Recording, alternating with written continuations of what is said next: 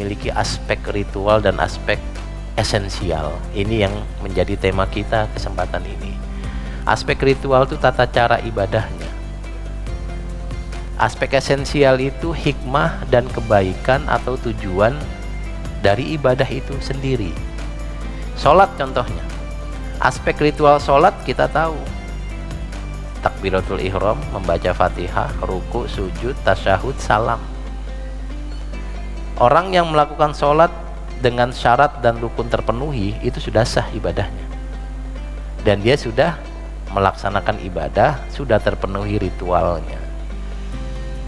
Nah, yang perlu kita tambah atau kita ingat adalah aspek esensial dari sholat.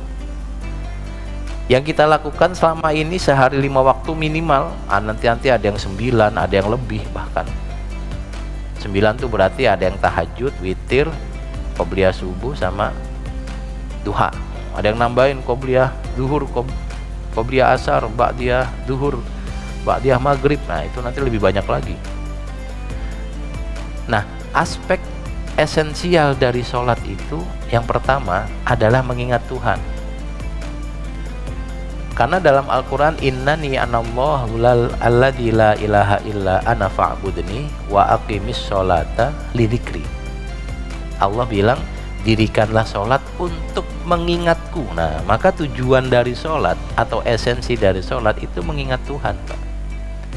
Wah, kalau saya sudah ingat berarti saya nggak usah sholat. Lah, salah. Karena dua-duanya harus terpenuhi. Ritualnya terpenuhi, esensialnya juga terpenuhi. Bagaimana cara menjelaskannya? Nah, itu kita nanti akan banyak dapati penjelasannya. Salah satunya begini. Agama kita itu sudah memiliki aturan yang membuat kita selalu ingat Allah Subhanahu wa taala dengan sholat kita. Kita baru bangun tidur, itu sudah disuruh ingat dengan sholat subuh. Luar biasa, baru bangun yang kita lakukan adalah sholat. Ya, biasanya mungkin kalau sekarang ya buka WA sebentar, ngecek ada WA atau enggak gitu ya. Tapi setelah itu sholat. Nanti kita bekerja, di tengah pekerjaan kita disuruh sholat lagi. Lagi sibuk-sibuknya kerja, ingat Tuhan lagi.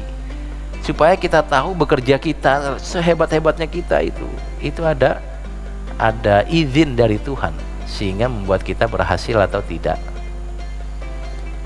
Setelah itu sore hari suruh sholat lagi, ingat Tuhan lagi. Nanti pas menjelang malam, sudah sampai rumah mau istirahat, sholat lagi, sholat maghrib. Mau tidur, sholat lagi. Maka kita mengingat Tuhan dari mulai mata kita melek sampai mata kita terpejam lagi, kita mengingat Tuhan. Apa manfaat dari mengingat Tuhan? Manfaatnya adalah kita selalu tahu bahwa ada Allah. Bapak dan Ibu sekalian, kita itu bisa menjadi orang yang soleh kalau ada orang yang kita kagumi atau kita takuti. Saya kasih contoh, Pak. Ini hasil observasi saja, Bapak boleh setuju boleh tidak.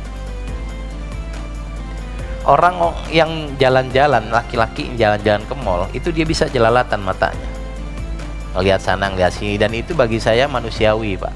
Lumrah. Yang laki-laki yang perempuan juga sama, jelalatan. Entah jelalatan ngelihat orang lain atau jelalatan ngelihat barang yang dijual, itu manusiawi. Beda kalau dia jalannya bareng mertua. Nah, dia nggak jelalatan tuh, Pak. Bapak jalan ke mall bareng mertua, itu jadi soleh banget, Pak. Soleh, sesoleh-solehnya kita itu. Sama mertua, Pak. Ada perempuan cantik ya kita biasa aja gitu. Apapun itu. Karena kita bersama dengan orang. Tapi kebersamaan kita dengan mertua terbatas. Nggak mungkin 24 jam kita bersama mertua. Ada saat dimana kita sendiri, di kamar mandi, di kantor, di mobil sendiri. Nah, sekarang siapa yang menjadikan kita baik setiap saat? Allah. Maka dengan mengingat Allah kita baik. Karena itulah orang yang sholatnya baik, itu akhlaknya baik, Pak, dimanapun berada. Nanti kalau Bapak baca dalam surat Al-Fatih itu dinyatakan Muhammadun Rasulullah walladzina ma'ahu asyidda'u 'alal kuffar ruhama'u bainahum tarahum ruk'an sujada yabtaguna fadlan mir rabbihim wa ridwana simahum fi wujuhihim min atharis sujud. Ciri dari umat Nabi Muhammad yang bersama beliau di surga, ada bekas sujudnya. Min atharis sujud. Itu cirinya. Sebagian orang menyangka cirinya ya jidat hitam ini, Pak. Tapi bukan itu ternyata. Karena jidat hitam ini gampang. Saya di pesantren teman-teman tuh pada hitam jidatnya, bukan karena sujud, karena sering tidur di kelas gitu. Kadang-kadang hitamnya di sini, nanti tidurnya begini. Ternyata ciri yang bersama Nabi Muhammad adalah bekas sujud.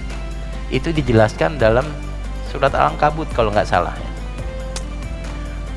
Utslu ma uhiya ilaika minal kitab wa aqimis sholah innas sholata tanha 'anil fahsya'i wal munkar. Bacakanlah wahai Muhammad kepada umatmu wahyu yang diberikan kepadamu dan dirikanlah sholat. Nah, innas sholata tanha 'anil fahsya'i wal munkar. Sholat itu akan mencegah kita berbuat dan berkata-kata keji dan mungkar.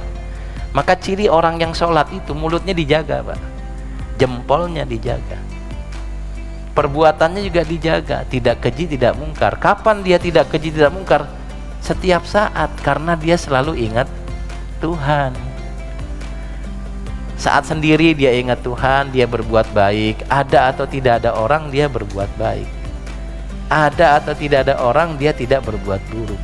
Jadi semakin ingat Tuhan, semakin dikit dosanya. Jadi kalau ada orang jidatnya hitam, pakaiannya putih, pakai peci putih kayak saya, tapi mulutnya kok keji. Keji itu menyakiti orang lain, Pak. Dia ngomong ada yang tersinggung, dia ngomong ada yang marah. Itu belum masuk ke ayat yang tadi. Innas sholata tanha 'anil fahsya'i wal munkar. Ada yang jidatnya hitam,